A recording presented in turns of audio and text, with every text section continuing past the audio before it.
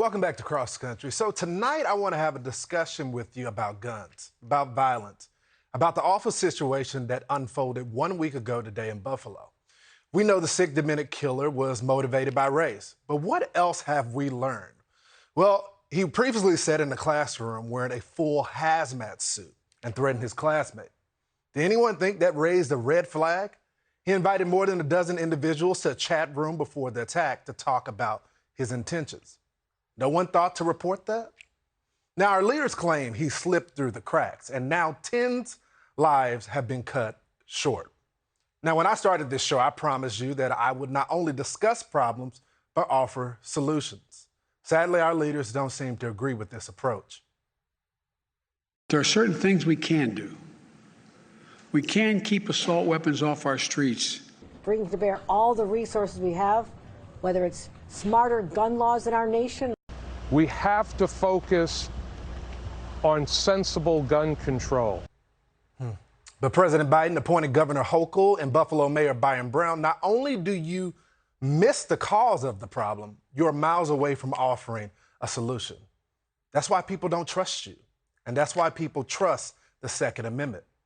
But the left has long made their contempt for the Second Amendment and their disgust for anyone who supports it very clear. Not surprising then that they get bitter and they cling to guns or religion or antipathy towards people who aren't like them. Frankly, Mr. President, that's all we have at this point. God and our guns. But liberals do this every time. They talk about problems and then they demonize anyone who dares to disagree with them.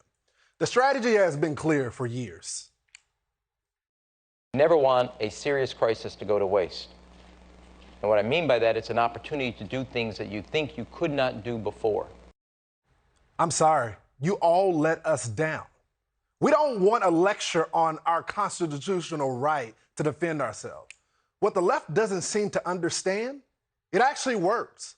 Take a look at your screen. These are just a few examples of situations where an upstanding armed citizen have saved people and property. Let me be clear. I want anyone who carries a firearm to be fully trained.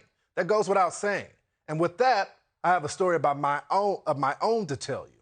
See, I recently moved back to my home state of Texas. And 2 weeks ago, I was sitting outside of my apartment enjoying dinner with neighbors and friends when we heard a noise. Next, a loud crash. I immediately got up and reached for my waistband because thank God in Texas, you're able to protect yourself. I drew my firearm, but I didn't point it anywhere, simply to evaluate the developing situation. I had just witnessed an attempted carjacking, a car crash, and all four suspects were fleeing the scene. I went over to the owner to make sure he was okay. We called the cops, but sadly, they didn't show up for about 25 minutes. Look, we respect our men and women in blue, but they are understaffed and they're discouraged about the job they're being asked to do. The reckless rhetoric from our leaders in the recent years hasn't helped either. The reality of it is we can no longer put our safety in the hands of government. They've let us down. My hero, Frederick Douglass, once said, a man's right rests in three boxes: the ballot box, the jury box, and the cartridge box. We have constitutional rights, and we have the right to use them all, period. Hey, Sean Hannity here. Hey, click here to subscribe to Fox News YouTube page and catch our hottest interviews and most compelling analysis. You will not get it anywhere else.